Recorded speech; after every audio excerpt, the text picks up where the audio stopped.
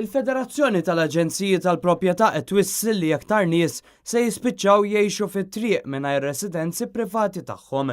Dan fi stqarrija fejn ikkundannat ir-reazzjoni tas-Segretarju Parlamentari responsabbli mill-akkomodazzjoni soċjali aktar kmieni din il-ġimgħa għal storja ta' mara li flimkien mulieda spiċċat tgħix f'karozza.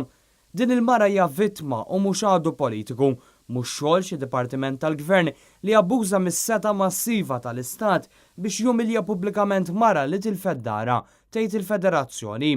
Jingħad il-prezzijiet tal-kirijiet u tax-xiri tal-proprjetajiet u għalew tant li l-Malti m'għadux jiflaħ iħallasom kawża tal-influss ta' barranin li waslu f'pajjiżna mingħajr pjan dwar fejn se joqogħdu. Fil-fatt fi stqarrija oħra l-Federazzjoni referit għal dak li seħħ fi New Zealand fejn m'għadix possibbli li l-barranin jixtru proprjetà fil-pajjiż. Bil-Federazzjoni tgħid li f'5 snin min jixtieq jixtri proprjetà sar irid jonfoq aktar minn 200,000 euro.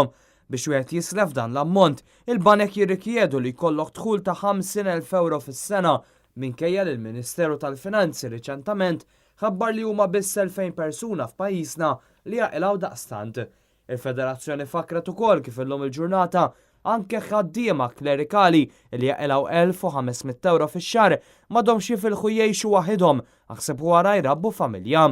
Simon De Bono, Segretarju Ġenerali tal-Federazzjoni tal-Aġenziji tal-Proprjetà, waqt programm televiżiv riċentament qal li din is-sitwazzjoni qed twassal biex ħafna spiċċaw jgħixu fil-garaxxijiet. Verifikajna li hemm xi 900 garaxx qed tinkera għall-użu residenzjali u garaxxiet taħt l-art mingħajr dawl ilma toilet u għarja naħseb mhux aċċettabbli.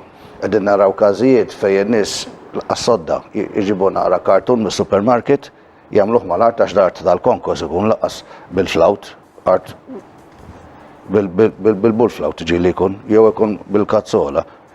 U laqas ikollu madhom.